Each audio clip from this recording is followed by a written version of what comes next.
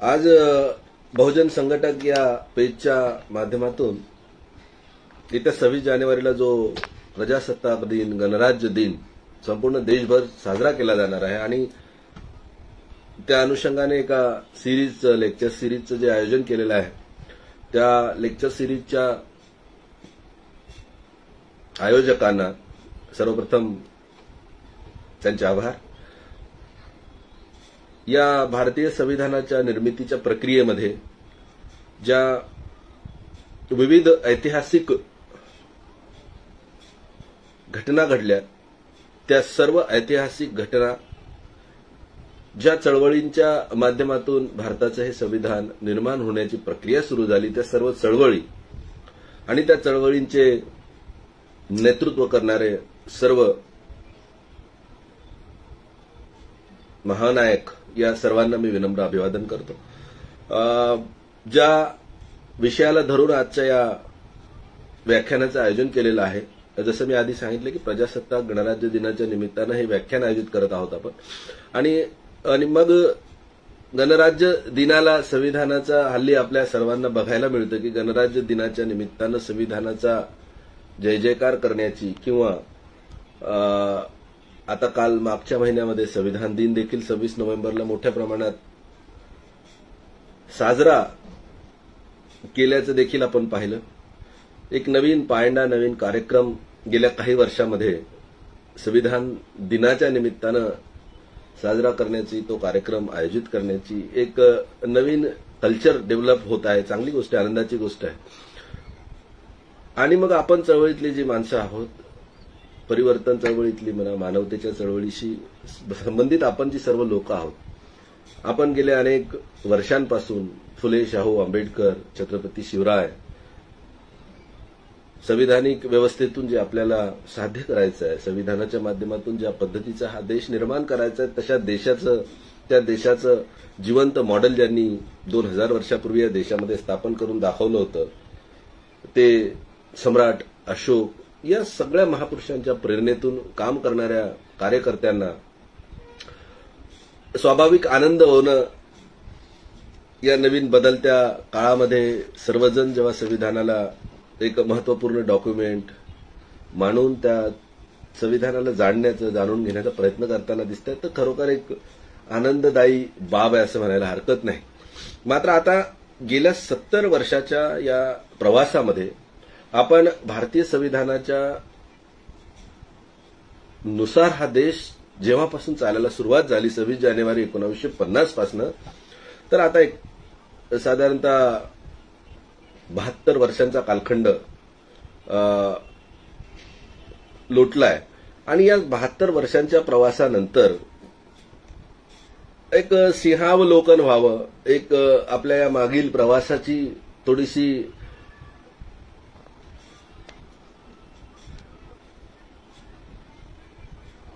आपल्या वाटचालीचा एक अंदाज घ्यावा आणि त्यानुसार मग पुढच्या वाटचालीचं देखील नियोजन करता येईल।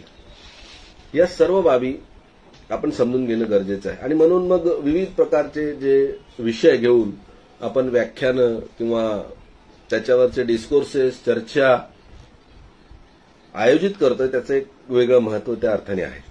आजच्या या चर्चेचा विषय राहुल खांडेकरांशी जेव्हा मी बोललो तर एक अभियान मी सुरुवातीलाच त्याची पार्श्वभूमी सांगताना सांगितलं पाहिजे।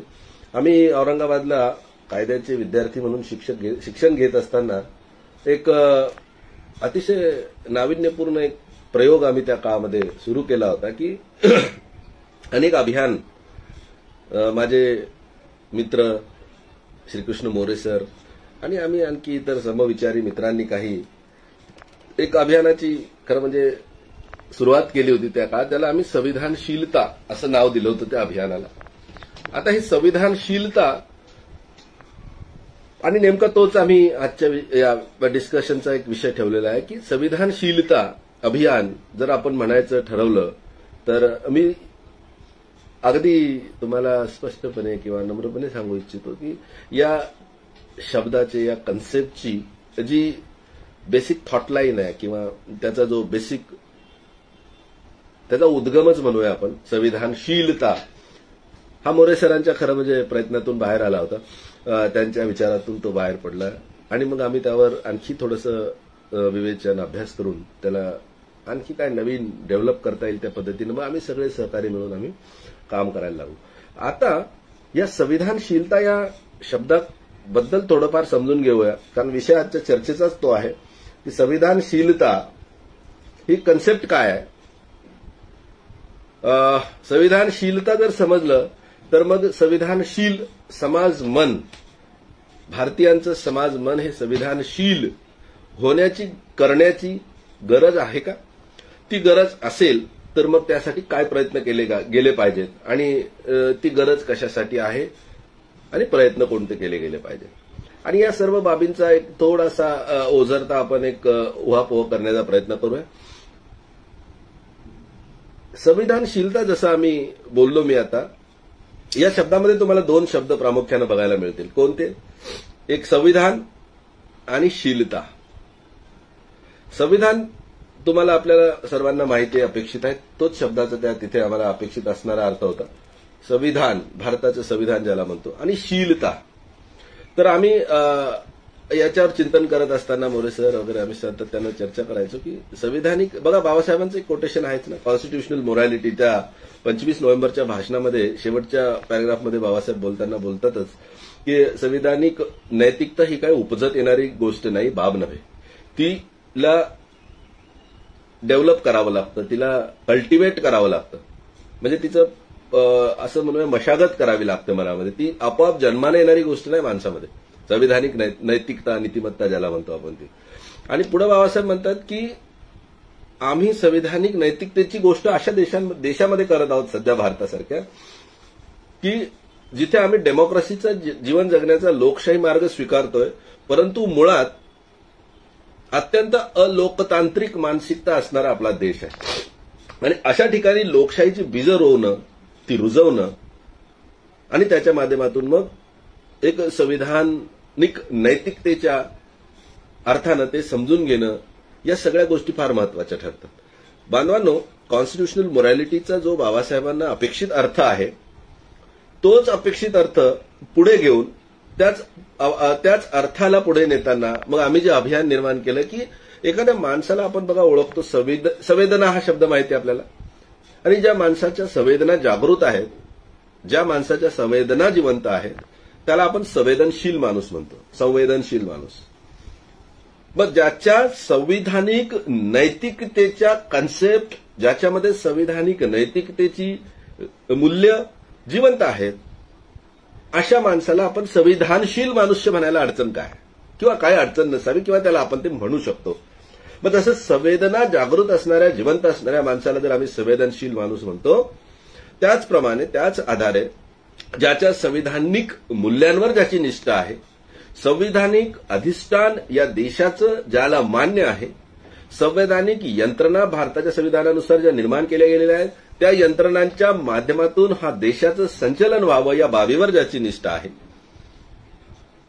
संवैधानिक मूल्यांच्या, संवैधानिक तत्वांच्या आधारावर या देशाला संचलित केलं जावं ही अपेक्षा ज्याला आहे, किंवा या बाबीवर ज्याला विश्वास आहे, त्या माणसाला आम्ही म्हणू शकतो की हा माणूस संविधानशील माणूस आहे. आणि मग हा माणूस जर संविधानशील असेल, कारण मी आणखी पुढे जाताना याच्यावर अजून जेव्हा डिस्कशन करू, ही कन्सेप्ट बेसिकली जर लक्षात आली तर मग बाकी पुढच्या गोष्टी समजून घ्यायला अजून सोपं होईल. जेणेकरून नेमकं आम्हाला अचीव्ह काय करायचं हे जर माहिती असेल तर मग पुढचा प्रश्न निर्माण होतो की ते कसं करायचं आणि ते कशा पद्धतीने ते साध्य केलं जाऊ शकतं, हा नंतरची बाब आहे. आणि म्हणून आम्हाला नेमकं करायचं काय, या देशाच्या संवैधानिक भारताच्या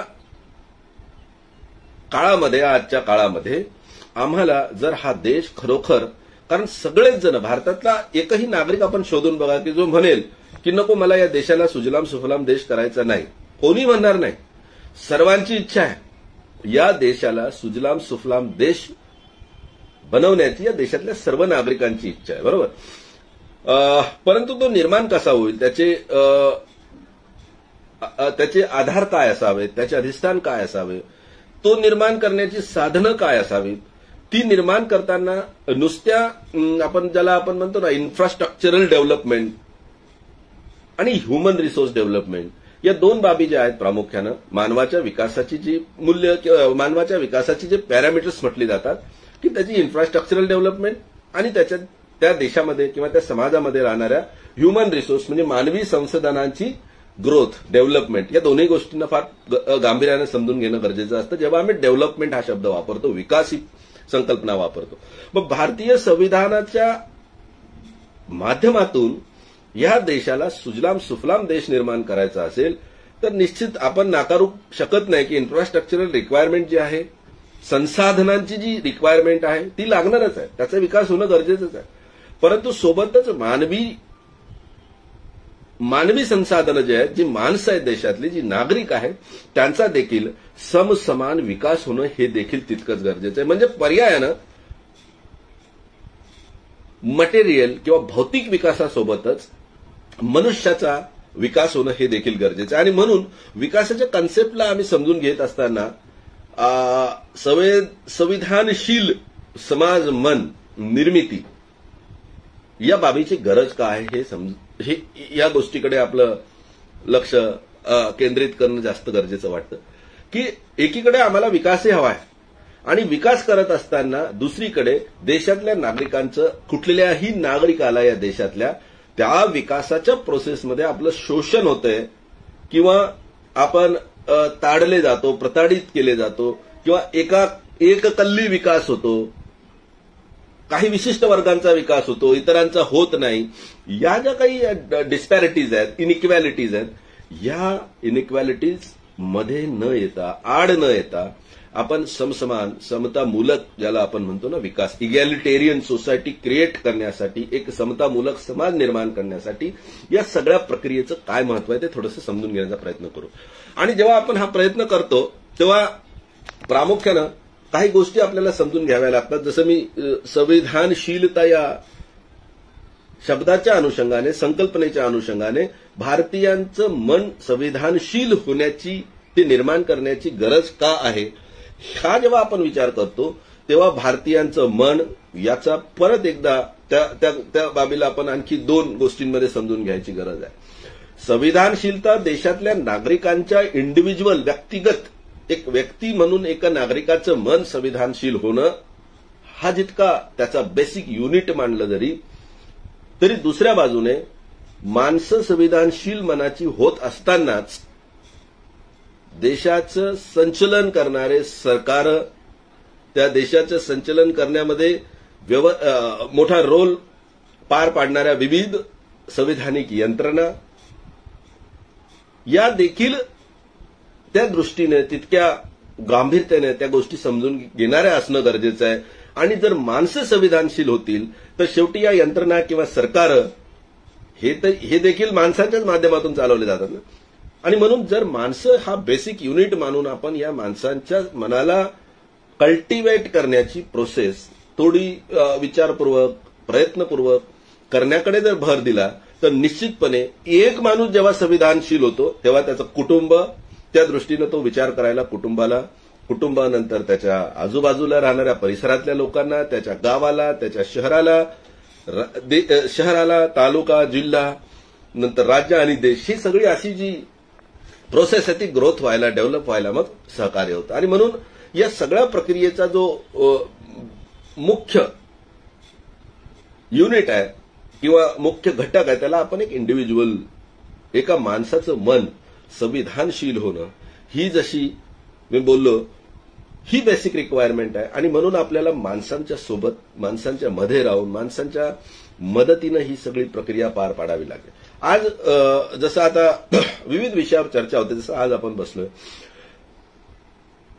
हे व्याख्यानात राहुल खांडेकर आयोजक आहे मी इकडनं बोलतोय तुम्ही लोक याला ऐकताय त्याच्यावर मेसेज टाकून रिस्पॉन्स होत आहे. म्हणजे ही जी थिंकिंग प्रोसेस आहे ही जी इंटरॅक्शन जे चाललेलं आहे आपल्यामध्ये हे इंटरॅक्शन जसं आपल्यामध्ये चाललेलं आहे तसं या धर्तीवर अनेक इतर लोकांमध्ये जर हे इंटरॅक्शन होत राहिलं तर निश्चितपणे ही प्रक्रिया पुढे डेव्हलप व्हायला वाढायला सुरुवात होईल असं किंवा ती वाढेल असं आपल्याला म्हणायला हरकत नाही. मित्रांनो एक अजून बाब इथे थोडीशी नमूद करावीशी वाटते की ही संविधानशीलतेची जी गरज आहे ती गरज आणखी एका गोष्टीनं प्रामुख्यानं एवढ्यासाठी असं मी तुम्हाला म्हणेन की बघा, एखाद्या माणसाला इजा झाली, दुखापत झाली तर हळहळतो आपण, वेदना होतात आपल्याही मनाला, आणि त्याची म्हणून तर ते संवेदनशीलता वगैरे हे जे शब्द आहेत त्या अर्थाने आपण वापरतो. परंतु दुसरीकडे एखाद्या माणसाच्या संविधानिक अधिकाराचं, मूलभूत अधिकाराचं किंवा नागरिक म्हणून असणाऱ्या त्याच्या इतर कुठल्याही अधिकाराचं हनन जेव्हा होतं तेव्हा आपला जीव हळहळतो का हो? तुमच्या माझ्यासारखे चळवळीत काम करणारे किंवा इतर सामाजिक संघटनांच्या माध्यमातून देशातील लोकांच्या जीवनामध्ये थोडीशी सुधार यावा, बहार यावी यासाठी काम करणाऱ्या लोकांची गोष्ट वेगळी आहे. परंतु सर्वसामान्यपणे या देशभरातल्या लोकांना संवैधानिक अधिकारांचं जेव्हा हनन होतं देशातील नागरिकांच्या, त्यावेळेस इतरांच्या अधिकारांचं हनन होत असताना, समजा आज एखाद्या व्यक्तीच्या किंवा एखाद्या समूहाच्या सामाजिक अधिकारांचं हनन होत आहे, त्यावेळी इतर समूहांना किंवा इतर लोकांना त्याबद्दल बोलावंसं वाटतं का? त्याबद्दल हळहळ होताना वाटते का? आणि मी याचं एक तुम्हाला हे कसं बघायचं किंवा याला कसं समजून घ्यायचं ना, याची एक उदाहरण देतो, तुमच्यासमोर मांडतो उदाहरण. आणि एक त्या उदाहरणावरून मग तुम्ही टेस्ट करा की भारतात आम्ही ज्या लोकांच्या अवतीभोवती आमच्या आजूबाजूला जे लोक आहेत ते संविधानशील आहेत का? त्यांच्यामध्ये संविधानशीलता हा भाव आपल्याला दिसतो का? आणि नसेल तर मग तशी माणसं तयार करणं जर आमचं टार्गेट आहे, आमचं गरज आहे, आमची जबाबदारी, आमचं उद्दिष्ट आहे, तर मग आम्हाला कोणामध्ये हे डेव्हलप करायचं हे जर कळालं तर मग काम करायला आणखी सोपं जाईल. किंवा आपला एक काय म्हणूया त्याला आपण, आपला जो टार्गेटेड एरिया ऑफ पीपल आहे की ज्यांच्यामध्ये आपल्याला काम करायचं आहे, ती माणसं ओळखायला सोपं जाईल. आता मी तुम्हाला एक साधी गोष्ट सांगतो. देशभरामध्ये विविध आंदोलनं चालवली जातात, देशभरामध्ये विविध विषय अधूनमधून येत राहतात जे या ना त्या कारणाने माणसांच्या अधिकाराशी संबंधित असतात. आता सध्या रिसेंटली एक महत्वाचा इश्यू देशभरामध्ये चालू आहे, तुमच्या लक्षात आला असेल, ओबीसी आरक्षणाचा. ओबीसी आरक्षणाचं या मी आता संविधानशील समाज मन आणि मग आपण इंडिव्हिज्युअली स्वतःबद्दल याची असेसमेंट करू शकतो आणि इतरांना घेऊनही किंवा इतरांच्या बाबतीतही ते तपासून पाहू शकतो. आज ओबीसी आरक्षणाच्या निमित्तानं देशभरामध्ये एक मोठी चर्चा देशभरामध्ये, राज्यभरामध्ये, आपल्या महाराष्ट्रात देखील चालू आहे. आता मी शेड्यूल कास्टमध्ये असेल, शेड्यूल ट्राईबमध्ये असेल, मी एनटी, बीजेएनटी किंवा कुठल्याही कॅटेगरीमध्ये असेल,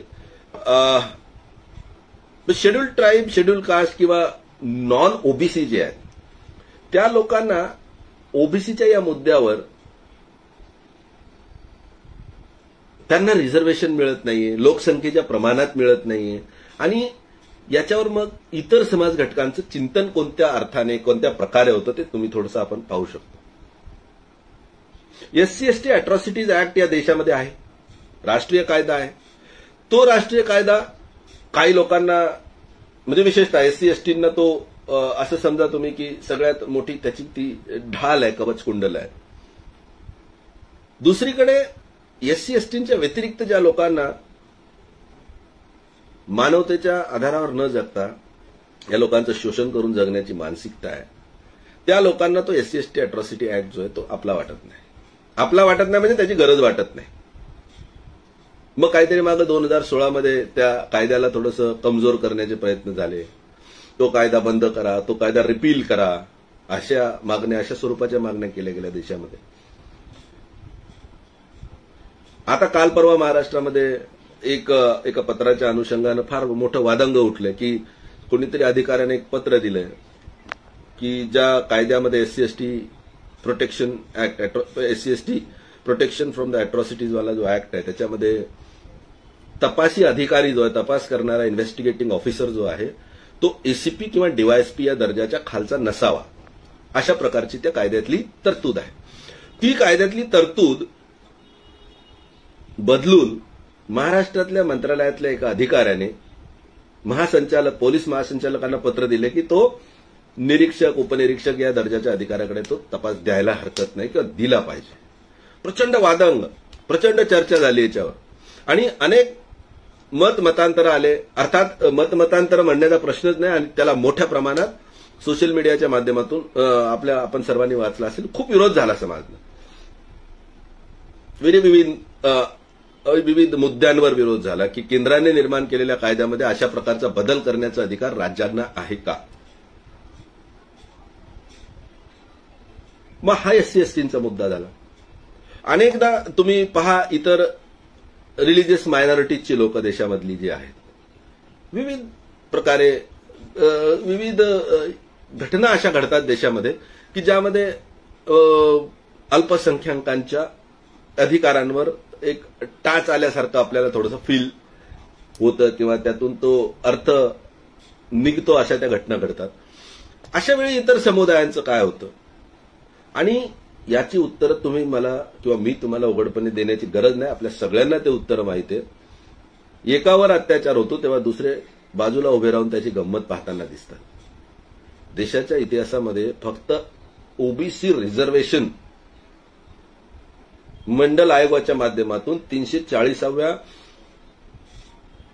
घटनेच्या अनुच्छेद 340च्या तरतुदीनुसार निर्माण केला गेलेला मंडल आयोगाने दिलेला अहवाल आणि त्या अहवालाची अंमलबजावणी करण्यासाठी जो एक्सक्लुझिव्हली ओबीसींच्या शासन प्रशासनातल्या भागीदारीच्या संबंधानं जो अहवाल होता, त्या ओबीसी रिझर्वेशनच्या बद्दल आपला त्याच्यामध्ये काहीही व्यक्तिगत किंवा सामाजिक स्वतःचा फायदा नसताना देखील भारतातल्या शेड्यूल कास्टच्या विशेषतः आंबेडकरी चळवळीतल्या कार्यकर्त्यांनी, नेत्यांनी, संघटनांनी, समाजाने आंदोलन करून मंडल आयोग लागू करण्यासाठी देशातील सरकारला भाग पाडलं किंवा मंडल आयोग लागू करण्यासाठी आंदोलन उभं केलं. ही जी सेन्स ऑफ रिस्पॉन्सिबिलिटी म्हणतो ना आपण ज्याला, जबाबदारीची जी जाणीव आहे, ती जबाबदारीची जाणीव आपल्याला कुटुंबामध्ये असते, आपल्याला मित्रांच्या जबाबदारीची जाणीव असते, आपल्या सहकाऱ्यांच्या जबाबदारीची जाणीव असते. परंतु संवैधानिक अधिकाराचं हनन होत असताना देशाचा नागरिक म्हणून एका घटकाच्या अधिकारांचं हनन होत असेल तर इतर घटकांना उठून उभं राहून हा संवैधानिक अधिकारांचा मुद्दा आहे, त्यामुळे तो माझ्या अधिकाराचं हनन डायरेक्टली होतं किंवा नाही यापेक्षा संविधानानं दिलेल्या कोणत्याही घटकाच्या अधिकाराचं हनन होत असेल तर मी उठून उभं राहिलं पाहिजे. हा जो सेन्स ऑफ रिस्पॉन्सिबिलिटी होता ना, जो मंडल आयोगाच्या वेळेस भारतातल्या आंबेडकरी जनतेनं दाखवला, दक्षिण भारतातल्या, उत्तर भारतातल्या, संपूर्ण भारत देशातल्या आंबेडकरी जनतेनं मंडल आयोगासाठी जो काही लढा उभारला आणि ज्यातून मग ओबीसींना राष्ट्रीय स्तरावर रिझर्वेशन म्हणजे अर्थात शासन प्रशासनात भागीदारीची एक संधी निर्माण झाली. ही बाब आपण समजून घेणं खूप गरजेचं. ही जी सेन्स ऑफ रिस्पॉन्सिबिलिटी आहे towards constitutional rights, fundamental rights, ही संविधानशीलतेतून जन्माला येते. आणि ही संविधानशीलता मग जर तसं असेल तर आपण उघडपणे म्हणू शकतो ना की भारतातल्या शेड्यूल कास्टच्या, शेड्यूल ट्राईबच्या आणि त्यातही विशेषतः आंबेडकरी जनतेच्या मनामध्ये ही संविधानशीलतेची भावना, तिची गरज ठासून भरलेली आहे. किंबहुना बाबासाहेब आंबेडकरांच्या चळवळीतून, बाबासाहेब आंबेडकरांच्या संविधान निर्मितीच्या प्रक्रियेतील सहभागाचं त्यांनी ज्या पद्धतीनं अवलोकन केलेलं आहे, अभ्यास केलेला आहे, त्याला समजून घेतलेला आहे, त्यामुळे आणि मागच्या 70 वर्षात त्या विचारावर आपापल्या परीने ज्या विविध चळवळी चालवल्या गेल्या, वैचारिक चळवळी, वैचारिक बांधणी जी देशामध्ये आंबेडकरी विचारांची केली गेली, त्यातून जी सेन्स ऑफ रिस्पॉन्सिबिलिटी निर्माण झालेली आहे ना, या संविधानिक व्यवस्था, संविधानिक मूल्य, संविधानिक तत्वांची रुजवणी देशामध्ये व्हावी, त्या तत्वांना एक सर्वसमावेशक, सर्वत्र ते स्वीकारले जावेत अशा प्रकारचे एक सामाजिक वातावरण निर्माण व्हावं, यासाठी खऱ्या अर्थानं हा प्रयत्न होता. तो फक्त रिझर्वेशन पुरतं आंदोलन नव्हतं. आणि वेळोवेळी तुम्ही लक्षात घ्या, 1980च्या सुमारास जेव्हा मंडल आयोगाची तो अहवाल सादर केला गेला होता. त्या आयोगाची स्थापना झाली, सादर झाला आणि 90च्या दशकामध्ये मग त्याची अंमलबजावणी करण्यासाठी तो लागू करण्यात आला. या सगळ्या प्रोसेस नंतर 90 पासून ते आज 2020 मागच्या 30 वर्षामध्ये ज्या ओबीसी बांधवाला कालपर्यंत संवैधानिक मूल्यांच्या, संविधान या शब्दाच्या, संवैधानिक मूल्यांच्या, संवैधानिक नीतिमत्तेच्या, संवैधानिक यंत्रणांच्या या सगळ्या बाबींपासून अत्यंत दूर ठेवल्या गेलेलं होतं, तो दूर राहिलेला होता. आज मागच्या 30 वर्षाच्या या कालखंडानंतर आज ओबीसी समाजामध्ये होत असणारा बदल हा प्रामुख्यानं प्रकर्षानं नोंद घेण्यासारखा बदल आहे. नोंद घेण्यासारखा बदल आहे. हा बदल जेव्हा आम्ही म्हणतो नोंद घेण्यासारखा आहे, तो एवढ्यासाठी की संविधान भारताचं संविधान या विषयावर जी लोक आतापर्यंत नुसती काम करायची जी लोक, त्यांच्यामध्ये आता हे नव्याने एक ऍडिशन झालेलं आहे की आमच्या सर्व अधिकारांचा सोर्स, आमच्या सर्व अधिकारांचा, आम्हाला मिळत असलेल्या सगळ्या अधिकारांचं ओरिजिन जर कुठे असेल तर ते या देशाच्या संविधानात आहे. आणि देशाच्या संविधानात जर त्याचं ओरिजिन असेल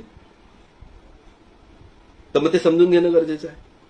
ते समजून घेत असताना मी परत एकदा पुन्हा त्या बाबीकडे तुम्हाला घेऊन जातो की संविधान समजून घेत असताना जेव्हा प्रयत्न करतो एखादा नवीन माणूस की अरे देशाचं संविधान आपल्या जर आहे महत्वाचं एवढं, तर ते काय आहे नेमकं, आणि मग ते समजून घेत असताना ज्या वेगवेगळ्या बाबींना समजून घ्यावं लागतं. नुसतं संविधानाच्या त्या पुस्तकामध्ये आर्टिकल 1 मध्ये काय, आर्टिकल 10 मध्ये काय, आर्टिकल 20 मध्ये काय, 50, 100, 300 काय, 395 काय आहे, आर्टिकल नंबर लिहिलेला आहे आणि त्याच्यापुढे त्याचं वर्णन केलेलं आहे. हे नुसतं वाचणं गरजेचं नाही. संविधान समजून घेत असताना जेव्हा संविधानिक व्यवस्था हीच आमच्या अधिकारांची जननी आहे, रिसोर्स आहे, सोर्स आहे, ओरिजिन आहे, हे भान निदान आलं ज्या दिवशी, त्या दिवशी मग संविधान समजून घेण्याची प्रक्रिया सुरू होते. आणि ही संविधान समजून घेण्याची प्रक्रिया जेव्हा सुरू होते, मग तेव्हा संविधानाची तरतुदी वाचल्या जातात. पहिल्यांदा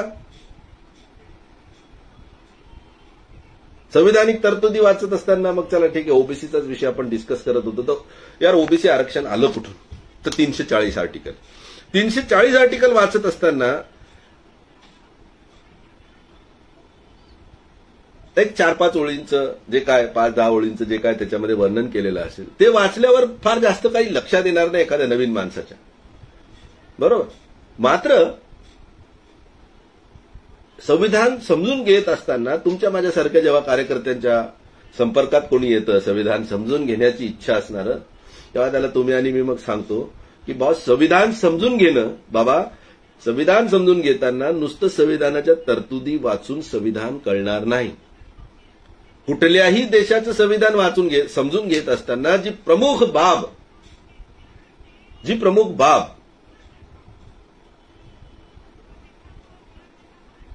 आम्हाला समजून घ्यावी लागेल ती ही की कोणत्याही देशाचं संविधान, कुठलाही कायदा वाचत असताना, समजून घेत असताना 2 बाबी समजून घ्याव्या लागतात. एक तर त्या कायद्यांमधल्या तरतुदी आणि दुसरं त्या कायद्यामागील तत्व, त्या तरतुदी मागील तत्व म्हणजे provisions and philosophy of the constitution. आणि मग तेव्हा नाही तर मग साधी गोष्ट बघा, तुम्हाला मी सांगतो काय होतं. हे जर नाही केलं तर आर्टिकल 14 काय बोलतो, समतेचा अधिकार, देशातील सगळे नागरिक हे समान असतील, समतेचा अधिकार, राईट टू इक्वॅलिटी. आर्टिकल 14 मध्ये समतेचा अधिकार दिलेला आहे. आणि त्याच्या पुढच्याच आर्टिकलमध्ये 15 आर्टिकल नंबरमध्ये तुम्ही बघा, तुमच्या लक्षात येईल की महिलांना आणि बालकांना विशेष अधिकार करण्याची राज्यांना अनुमती दिलेली आहे. मग सगळे नागरिक जर देशाचे इक्वॅलिटी आहे, इक्वल आहे, तर मग महिलांना आणि बालकांना विशेष अधिकार देणं हे विषमता नव्हे, त्यांना वेगळं काउंट करणं नव्हे. त्याच्या पुढच्या आर्टिकलमध्ये 16(4) मध्ये तुमच्या लक्षात येईल की सोशली आणि एज्युकेशनली बॅकवर्ड असणाऱ्या लोकांना एम्प्लॉयमेंटमध्ये त्यांचं पार्टिसिपेशन मिळावं, ॲडेक्वेट पार्टिसिपेशन व्हावं म्हणून रिझर्वेशनची प्रोव्हिजन. मग देशाचं आर्टिकल 14 म्हणतं की इक्वॅलिटी आहे सगळ्या देशामध्ये. आणि 15-16 मध्ये कुठे महिलांना, कुठे सोशली आणि एज्युकेशनली बॅकवर्ड लोकांना स्पेशल प्रोटेक्शन म्हणून रिझर्वेशन दिलं पाहिजे. मग हे एकमेकांना विसंगत नाहीये.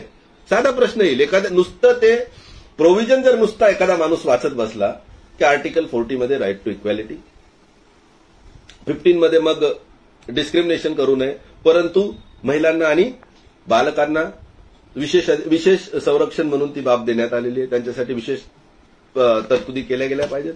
म्हणजे त्यांना वेगळं नाही केलेलं. मग एकीकडे म्हणायचं डिस्क्रिमिनेशन करू नका, दुसरीकडे दुसऱ्याच आर्टिकलमध्ये, नेक्स्ट आर्टिकलमध्ये डिस्क्रिमिनेशन कसं काय? आणि नेमका आरक्षणाला विरोध करणाऱ्यांचा हाच प्रश्न इतका बालिश प्रश्न आहे. आणि म्हणून त्यासाठी नुसत्या तरतुदी वाचून चालणार नाही, तर त्या तरतुदींच्या सोबत संविधानिक फिलॉसॉफी समजून घेणं गरजेचं आहे. फिलॉसॉफी. बरं, दुसरी महत्वाची गोष्ट बघा, म्हणजे आपण थोडंसं अशा परिस्थितीमध्ये, अशा देशामध्ये राहतो, बाबासाहेबांनी त्याचं खूप स्पष्ट वर्णन केलंय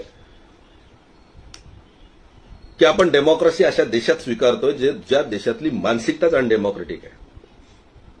अलोकशाहीवादी मानसिकता असणाऱ्या देशामध्ये हे लोकशाहीचं रोपटं आपल्याला इथे लावायचं आहे, ते रुजवायचं आणि त्याला वाढवायचं आहे.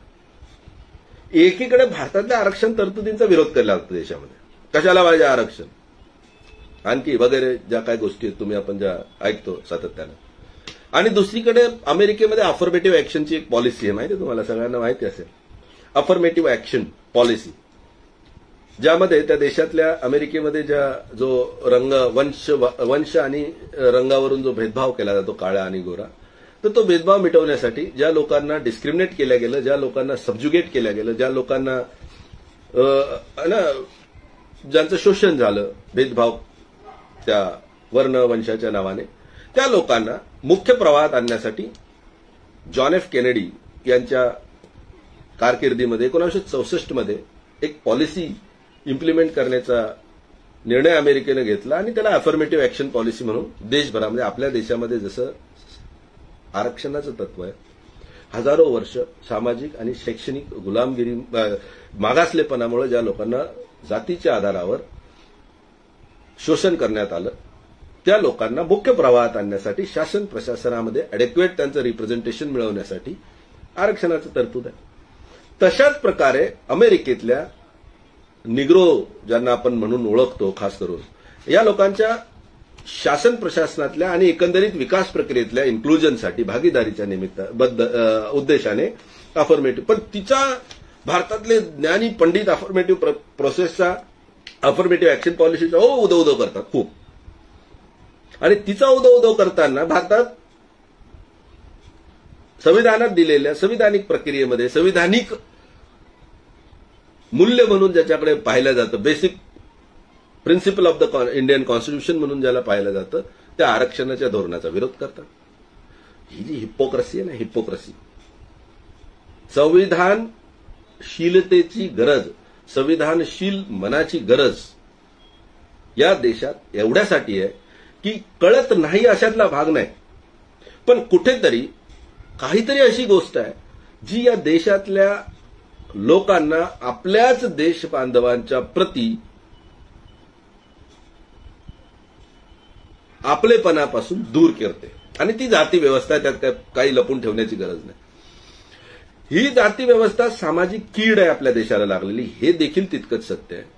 मात्र यातून बाहेर पडून जातीविरहित सामाजिक एकोपा निर्माण करण्याच्या दृष्टीनं जेवढे काही प्रयत्न आतापर्यंत देशातील वेगवेगळ्या आपल्या समाज क्रांतिकारकांनी केले, त्यातील महात्मा ज्योतिबा फुलेंनी दिलेली आरक्षणाची ही कन्सेप्ट, शाहू महाराजांनी तिची केलेली अंमलबजावणी आणि बाबासाहेब आंबेडकरांनी तिला संविधानिक व्यवस्थेमध्ये जी पॉलिसीच्या रूपानं धोरण म्हणून तिचं अंतर्भूत केलं, या 3 महापुरुषांनी दिलेली ही concept, practice and policy, Phule Shahu Ambedkar is equal to reservation.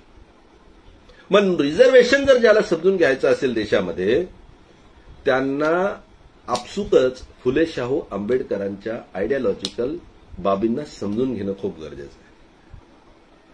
Phule Shahu आंबेडकरांचा संघर्ष समजून घेणं गरजेचं आहे. ज्योतिबा फुलेंना असं का वाटलं असावं की शासन प्रशासनामध्ये एका विशिष्ट जातीची बक्तेदारी आहे, त्याच्यामध्ये देशातल्या सगळ्या तळागाळातल्या सगळ्या शोषित पीडित वंचित समाजातल्या लोकांना सहभाग मिळाला पाहिजे, असं इंग्रजांच्या इंग्रजाच्या राणीला त्यांनी का सांगितलं असावं, कोणासाठी सांगितलं असावं? शाहू महाराजांना जेव्हा राज्यकारभार चालवण्याची संधी मिळाली शाहूराजांना कोल्हापुरात, तेव्हा ज्योतिबा फुलेंनी शासन प्रशासनातली ही जी इनइक्वॅलिटी, डिस्पॅरिटी किंवा एकाच जातीचं वर्चस्व असणारी बाब निदर्शनास आणून दिली होती, ती इतर पूर्ण देशाचं सोडून द्या, मी काय देशाचा राजा तर नाही, पण निदान कोल्हापूरचा आहे ना, मग कोल्हापूरमध्ये या सगळ्या लोकांना मी शासन प्रशासनात माझ्या राज्यात तरी भागीदारी दिली पाहिजे. आणि ती कशी द्यायची याचं उदाहरण घालून दिलं शाहू महाराजांनी, त्याला अंमलबजावणी करून. जेव्हा डॉक्टर बाबासाहेब आंबेडकरांचा काळ आला, त्या काळामध्ये मग ज्योतिबा फुलेंनी संकल्पना केली, स्वप्न पाहिलं, ती त्याची गरज जाणीव करून दिली. शाहू महाराजांनी ती राबवून दाखवली. उद्या आज ज्योतिबा फुले नाहीत, शाहूराजे नाहीत, मग उद्या माझ्या समाजाला जर हे सगळं देशातल्या देशभरातल्या शूद्रातिशूद्रांना जर मिळणं गरजेचं असेल तर काही ना काहीतरी मी त्याचं नियोजन केलं पाहिजे. आणि म्हणून संविधानिक व्यवस्थेमध्ये मग हे आरक्षणाचं तत्व एक महत्वाचं बेसिक स्ट्रक्चरचा पार्ट म्हणून संविधानामध्ये आपल्याला पाहायला मिळतं. पण नुसतं आरक्षण घेता तुम्ही, हे करता ते करता म्हणणाऱ्या लोकांना हे समजून सांगणं गरजेचं आहे. संविधानशील मन निर्माण करायचं असेल तर नुसतं संविधान सांगून जमणार नाही. त्या संविधानाच्या मागे असणाऱ्या ज्या विविध भूमिका आहेत, तत्वज्ञान आहे, त्याची तत्व आहे, त्याची मूल्य आहेत, ती कुठून आली, हे सगळं समजून सांगावं लागेल. ज्याला संविधान समजून घ्यायचं त्याला हे समजून घ्यावं लागेल.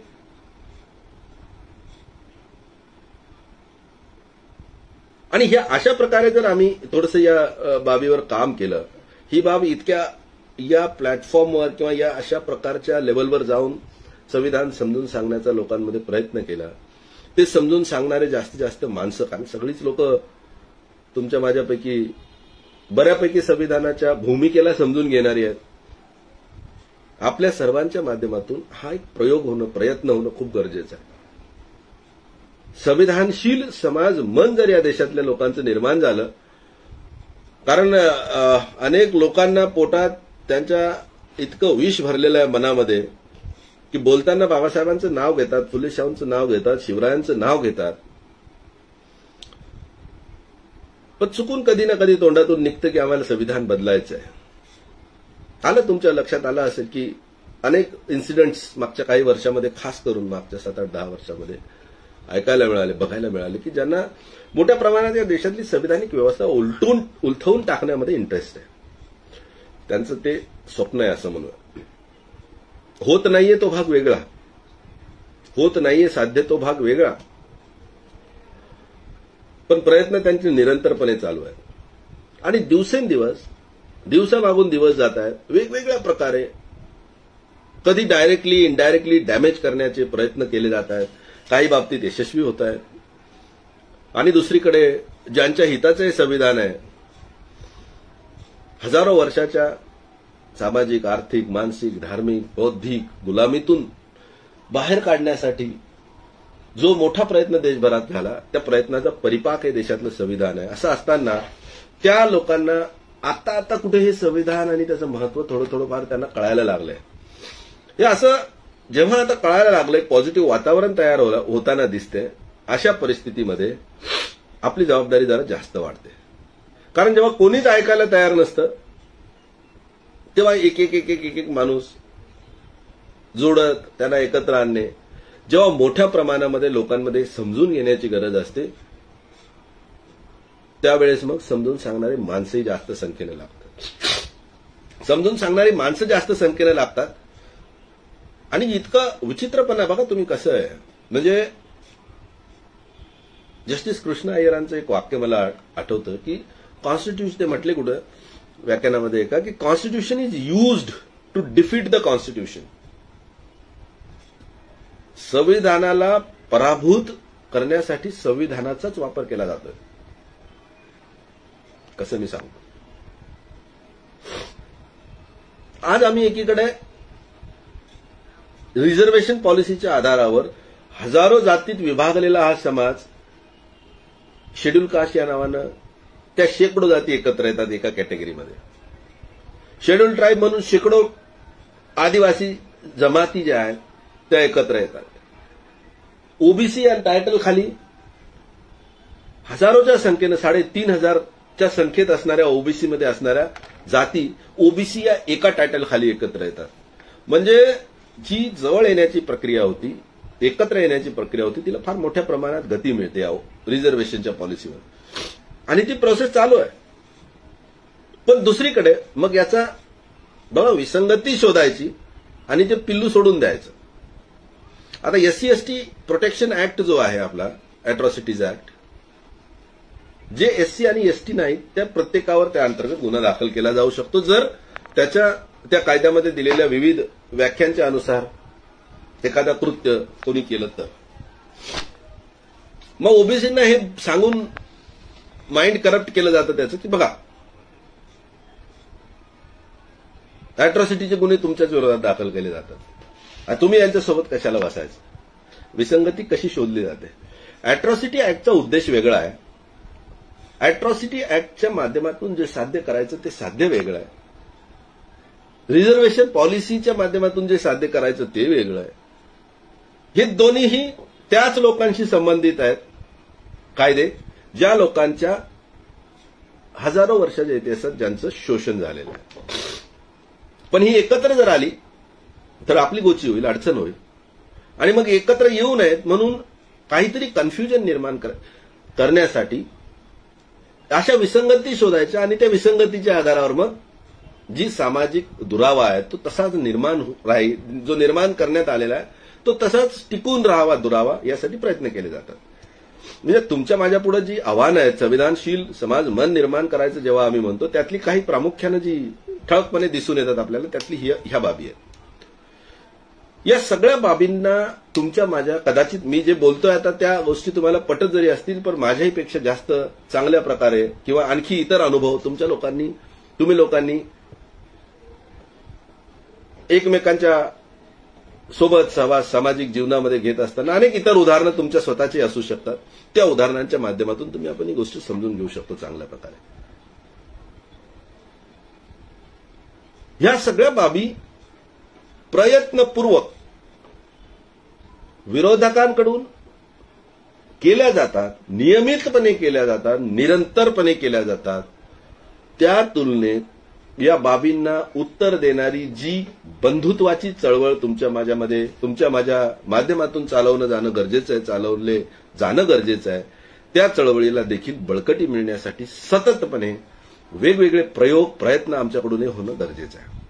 बळकटी मिळणारे म्हणतोय या कॉन्स्टिट्यूशन आपण जे म्हणतो ना, एका शब्दात किंवा त्याचं वर्णन करताना अनेक लोकांनी वेगवेगळ्या प्रकारे वर्णन केलं की what exactly the constitution is. आणि असं म्हटलं जातं की कॉन्स्टिट्यूशन इज ए युनिफाईंग डॉक्युमेंट. संविधान या डॉक्युमेंटचा उद्देशच युनिफिकेशन आहे. Unification of the various aspect. अनेक बाबी आहेत. मग ते माणसांचं युनिफिकेशन असेल, एकत्रीकरण असेल. तुम्हाला मला जसं माहिती आहे या देशात 500-550च्या वर संस्थानिक राज्य होते. भारत स्वतंत्र झाला त्यावेळी. आज भारत देश जो एक नकाशा दिसतो आम्हाला तो नकाशा तेव्हा अस्तित्वात नव्हता. सगळ्या संस्थानिकांचं मिळून जो काय हा भूभाग होता त्याला भारत म्हणून ओळखलं जायचं. स्वातंत्र्यानंतर भारतात यायचं की नाही यावर किती मोठा संघर्ष त्यावेळेस झाला, काय प्रयत्न करावे लागले तो इतिहास वेगळा आहे अजून समजून घेणं. मग ह्या सर्व बाबी ह्या युनिफिकेशन त्याच्यात कॉन्स्टिट्यूशनच्या मुळेच तर हा देश 550 संस्थानिकांचा हा भूभाग ज्याला ऑफिशियली भारत म्हणून मान्यता मिळाली ती संविधानाची देण आहे. ती भारताचं युनिफिकेशन म्हणजे ते मग त्या अर्थाने तुम्ही आपण समजून घेतलं. सो म्हणून तर असं म्हटलं जातं की युनिफाईंग डॉक्युमेंट आहे. पण तो युनिफाईंग डॉक्युमेंट माणसांच्या उत्कर्षासाठी निर्माण केला गेलेला, राष्ट्राच्या उत्कर्षासाठी राष्ट्र निर्माण करणे आणि त्या राष्ट्राच्या उत्कर्षासाठी त्या डॉक्युमेंटच्या अनुषंगाने मग संचलन करणे हे साधं सिंपल लॉजिक आहे. या सर्व बाबी आपल्या अवतीभवतीच्या लोकांना, सभोवताली राहणाऱ्या लोकांना समजावून सांगणे, त्या बाबींवर जिथं जिथं शक्य होईल तिथे तिथे प्रयत्न करणे. युनिफॉर्म सिव्हिल कोडवर कोणीतरी आता एक प्रश्न टाकलाय. युनिफॉर्म सिव्हिल कोड, बाबासाहेब आंबेडकरांनी कॉमन सिव्हिल कोड आहे, बाबासाहेबांचे स्वप्न होते. त्यांनी आपलं स्वप्नच या देशात युनिफॉर्मिटी आहे. आपलं स्वप्नच या देशामध्ये समतामूलक समाज निर्माण करणं आहे. तुम्ही नाव काही द्या त्याला, युनिफॉर्म सिव्हिल कोड. पुन्हा मी तुम्हाला बोललो ना, constitution is constitution is use to defeat the constitution. पुन्हा कॉन्ट्रोवर्सी निर्माण करायची, विसंगत्या निर्माण करायच्या, लोकांच्या मनामध्ये संभ्रम निर्माण करून टाकायचा. समान नागरी कायदा लागू करा, समान नागरी कायदा लागू करा. देशामध्ये समान नागरी कायदा लागू करायला कोणी हात धरलेत, कोणाचे बांधलेत का? राज्य धोरणाच्या नीती निर्देशक तत्वांमध्ये, डायरेक्टिव्ह प्रिन्सिपल्स ऑफ स्टेट पॉलिसीमध्ये त्याचं क्लिअर मेन्शन केलेलं आहे. राज्यकर्त्यांनी युनिफॉर्म सिव्हिल कोड लागू करण्यामध्ये पुढाकार घ्यावा, प्रयत्न करावे. राज्यकर्त्यांनी ते केलं नाही केलं ते माहिती नाही आपल्याला. परंतु ज्या देशातल्या नागरिकांना एकच नागरिकता मिळते ते युनिफॉर्मिटी नाही. ज्या देशातील नागरिकांना इलेक्शनमध्ये, निवडणुकांमध्ये एका व्यक्तीला एक मत आणि त्याच्या एका मताचं एकच मूल्य म्हणून मोजलं जातं, ही युनिफॉर्मिटी नाही. जे देशातले फौजदारी कायदे आहेत त्या फौजदारी कायद्यांच्या अनुषंगाने जर विचार केला तर एखाद्या माणसाने जम्मू काश्मीरपासून कन्याकुमारीपर्यंत या कोहिमापासून पोरबंदरपर्यंतच्या उभ्या आडव्या भारतातल्या कुठल्याही जाती, धर्माच्या, वंशाच्या, पंथाच्या, संस्कृतीच्या माणसाने जर खुनाचा गुन्हा केला, खून केला, तर कोणता गुन्हा दाखल होतो? तोच होतो ना. मग ही युनिफॉर्मिटी नाहीये. मग युनिफॉर्म सिव्हिल कोड आणखी कोणत्या दृष्टीनं अपेक्षित आहे? विसंगती निर्माण करण्यासाठी मग कोणाला 4 बायका करण्याची परवानगी आहे, आम्हाला का नाही? हे असे तकलादू कारण देऊन मग युनिफॉर्म सिव्हिल कोडच्या नावाखाली मग रिझर्वेशन सारखे यांना कशाला इतकं आता 70 वर्ष झाले तरी अजून आरक्षणाच्या कुबड्यांची काय गरज आहे? हे असे जे तकलादू कारण देऊन मग युनिफॉर्म सिव्हिल कोड किंवा समान नागरिक कायदा या नावाने लोकांची माथी भडकवण्याचं काम चाललेलं असतं. या सगळ्या बाबींची उत्तरं देण्यासाठी, या सगळ्या बाबींचे जी विचारांची जी जळमटे या लोकांच्या डोक्यावर निर्माण झालेली आहे, देशवासियांच्या, किंवा जे मनामध्ये संभ्रम निर्माण झालेले आहेत, एकमेकांच्या प्रती शत्रुत्वाची, वैराची किंवा एकमेकांना विरोधक मानण्याची जी भावना निर्माण झालेली, तिला दूर करण्यासाठी प्रयत्न खूप निरंतर आणि लॉंग टर्म प्रयत्न करण्याची गरज आहे. त्या प्रयत्नांनाच आम्ही संविधानशीलता अभियान नाव दिलेलं आहे. देशातील माणसांना, देशातल्या कुठल्याही नागरिकाच्या संवैधानिक अधिकाराचं हनन झाल्यावर त्याच्या मनाला वेदना व्हाव्यात, त्या राईटचं जे व्हायोलेशन झालं त्याच्या एन्फोर्समेंटसाठी त्याने प्रयत्न करण्याची भावना त्याच्या मनामध्ये यावी, त्यासाठी त्यांनी प्रयत्न करावेत, असं त्याची मानसिकता, मन निर्माण व्हावं. जातीपातीच्या पलीकडे जाऊन सर्वकष हिताचं, या देशातल्या मानवी संसाधनाच्या विकासासाठी जे करणं गरजेचं आहे. निवडणुकीमध्ये एकमेकांच्या घरी जाऊन नुसतं जेवण केल्यानं समस्या सुटत नाही. निवडणुकीत ज्याच्या घरी जेवायला जाता 5 वर्षामध्ये त्याला कधी आपल्या घरी दिल्लीला कोणी जेवायला बोलवलेलं नाही आतापर्यंत. त्याच्या घरात जाऊन जेवण करणं भाग वेगळा, त्याला आपल्या घरात नेऊन जेवायला घालणं हा भाग वेगळा आहे. या सगळ्या गोष्टी ज्या तकलादू दिखावेपणाच्या गोष्टी आहेत, यातून लोकांना डोळस बनवून बाहेर काढण्यासाठी जे जे प्रयत्न करावे लागणार आहेत, तुम्ही आपण सर्वजण 72वा प्रजासत्ताक दिन येणार आहे परवा, त्या प्रजासत्ताक दिनाच्या आता पूर्वसंध्येला म्हणूया आपण, थोडं या दृष्टीनेही विचार करू. या देशातली लोक, या देशातली माणसं, फुले शाहू आंबेडकर, गौतम बुद्ध, सम्राट अशोक, शिवाजी महाराज या आपल्या राष्ट्रपुरुषांच्या विचारातून निश्चितपणे संवेदनशील झालेली आहेत. मोठ्या प्रमाणात ती संविधानशील देखील आहेत. ही तुमच्या माझ्या मनामधली संविधानशीलता इतरांच्या मनामध्ये या संविधानशीलतेची जोड पेटवून येणाऱ्या काळामध्ये संवैधानिक व्यवस्था, संविधानिक मूल्य, संविधानिक यंत्रणा, संविधानिक तत्वज्ञान देशातील लोकांना जास्तीत जास्त समजून घेता येईल, यासाठी आपण काय करू शकतो, आपण सर्व मिळून प्रयत्न करूया. आपल्या सर्वांना गणराज्य दिनाच्या अनेक अनेक शुभेच्छा. सर्वजण पुन्हा एकदा या भारतीय गणराज्यामध्ये सुजलाम सुफलाम भारत देश कसा असतो ते पाहण्याचं निदान आपलं शब्दमर्यादा असली तरी सौभाग्य तुम्हाला मला मिळावं यासाठी आपण सर्वजण प्रयत्न करूया. गणराज्य दिन चिरायू हो. हे गणराज्य असंच चिरंतन टिकून राहो या मंगल कामनेसह आपल्या सर्वांची रजा घेतो. आपण सर्वांनी अत्यंत शांततेने हे सगळं ऐकून घेतलं त्याबद्दल आपले खूप आभार. आयोजकांचे देखील आभार. धन्यवाद.